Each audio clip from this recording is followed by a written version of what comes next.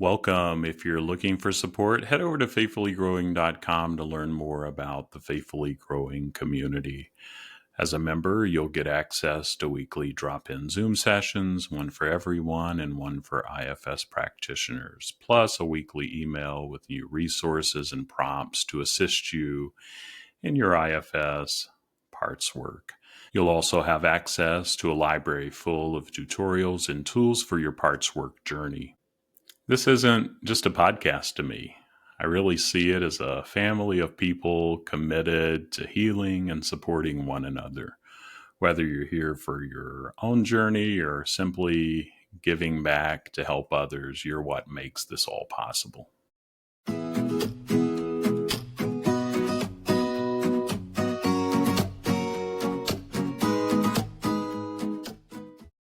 Welcome back to IFS Meditations and Insights. I'm Tim Fortescue, your guide on this journey, here to help foster spiritual wholeness and healing through an internal family systems lens.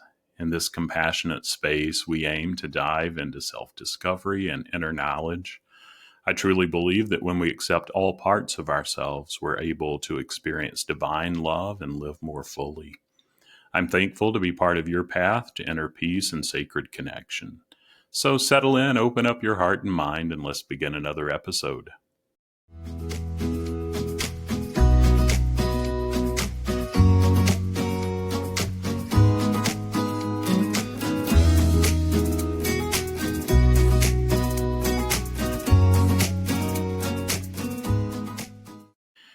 If you're human, chances are you've had moments where you felt pulled in two different directions by parts of yourself.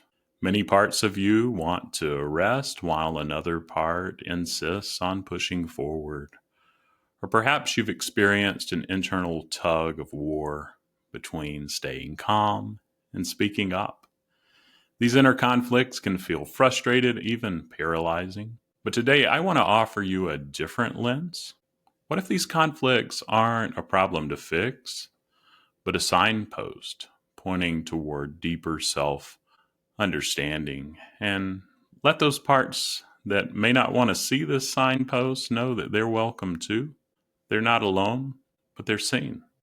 What if by listening to the needs and fears of these parts around this conflict, you could foster collaboration and more harmony within? In this episode, we're going to explore how to identify inner conflicts, understand their roots, and mediate between parts with a little more compassion. I'll share a simple exercise you can try and a personal story from my own journey. My hope is that by the end of this episode, you'll feel more equipped to navigate these moments with curiosity and care. First, I would invite us all to identify the conflict. Many of us aren't even aware of the inner tensions we carry until they start to manifest in some way. Procrastination, frustration, even physical sensations like tension in the shoulders or a pit in the stomach. These can be clues that parts of us are not in agreement. And it may be helpful to ask, are there any parts of me that are in conflict right now? What are they trying to achieve? For example, a part of you might want to spend more time with your family, while another part feels the pressure to put in extra hours at work. If you've listened long enough, you know I can resonate with that one. Or maybe you've been wrestling with a desire to set a boundary in a relationship, but also feel a strong pull to avoid conflict. And I'm an Enneagram 9, and what you need to know about that, I'm no expert in the Enneagram, but that's another framework that's been helpful for me. And 9s, we're peacemakers. We want peace without and peace within. And man, the people-pleasing parts are up for all of us, but they're really up for me as a 9. And I'm just learning now that when I face major inner conflict, for example, to say no to an opportunity. I have parts that have a fear of missing out, parts that say you're already overbooked on the other side, and there's a conflict there. There's parts of me that are driven to do it and not only say yes, but to perfect every detail, which takes more time. And these parts, they're doing the best they can. They want to ensure that I deliver what I promise and do it flawlessly so that I don't upset someone or look bad. But another part, and on the other side, parts of me are exhausted and just really pleading and begging for rest. And I still find myself stuck, although I'm growing, unable to move forward because neither part felt heard. Now they feel a little more heard. And it wasn't until I paused to address the conflict that I began to feel clarity and ease. So just be aware of the conflict. And then, second, understand their needs and fears.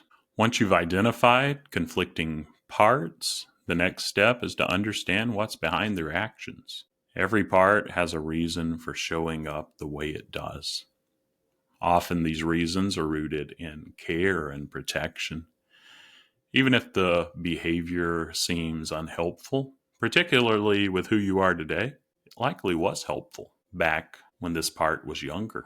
But now it's a little extreme on the surface. But these parts are still trying to help and care, protect. They don't know who you are. So it may be helpful to ask each part, what do you need? What are you afraid will happen if things don't go your way? In my case, the part demanding me say yes and for perfection feared failure. It believed that if I didn't get everything right, I would let people down and damage my reputation. And the part urging rest, on the other hand, was terrified that I'd burn out and lose my ability to show up for my family and myself. Neither part was wrong. They both had valid concerns. The tension came from the fact that they were trying to protect me in opposite ways. And then step number 3, mediate with compassion and know that a drop of compassion will go a long way. And this is where you step into the role of the mediator and imagine maybe sitting at a table with both parts and inviting them into a conversation. In my struggling to say no and fear of missing out situation, I acknowledged each part's concerns. And I said to the perfectionist part, I see how much you care about making me look good and successful, and I appreciate your dedication. Then to the part seeking rest, I said, I hear how exhausted you are and how much you need me to slow down. Thank you for looking out for my well-being. And once both parts felt seen and valued, I was able to negotiate. I assured the perfectionist part that I'd allocate time to focus on key areas of where I needed to say yes, and I would do that well. And I promised the part seeking rest that I'd take breaks and stick to a reasonable work schedule. And here's the result that I'm finding, and I continuously do this over and over again. I want to encourage you to begin again and again and again too. But what I've found and what I'm finding is that a sense of balance, more balance, has occurred, and that allows me to move forward with both confidence and self-care. I'll share one more story with you.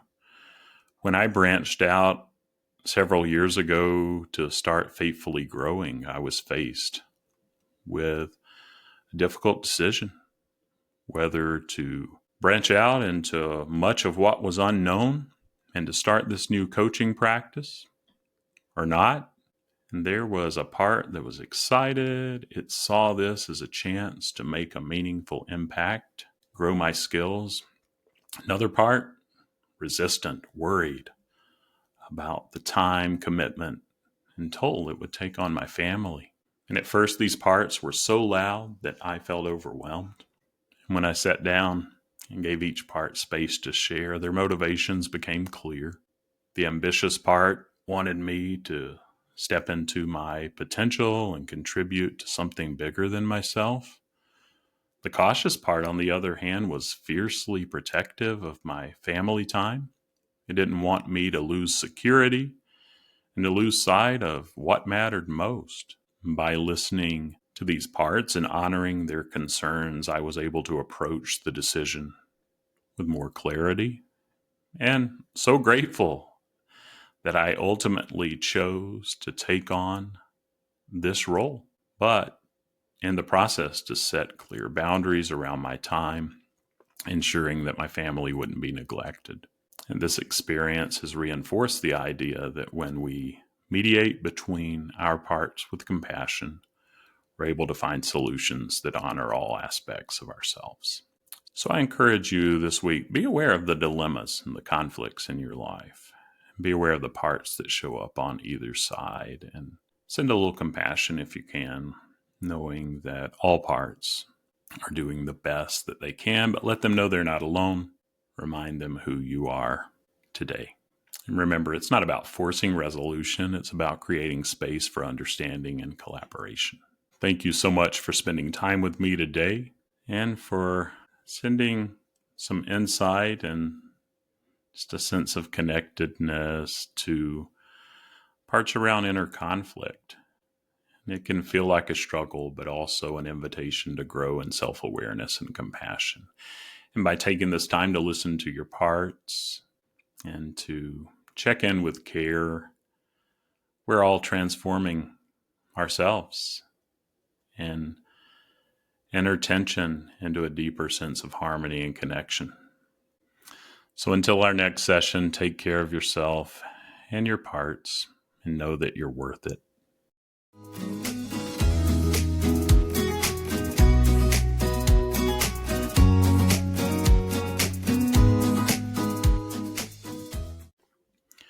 That wraps up another episode of IFS Meditations and Insights. If you found it helpful, please follow or subscribe and share it with others. Leave a positive review to help more people find the podcast, or just click that 5th star on your app to give another review there.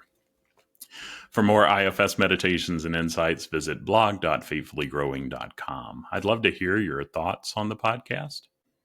For more meditations and insights, visit blog.faithfullygrowing.com. I'd love to hear your thoughts on the podcast. Feel free to send me an email to tim@faithfullygrowing.com. Thank you for being part of this community, and remember to be compassionate with yourself and others.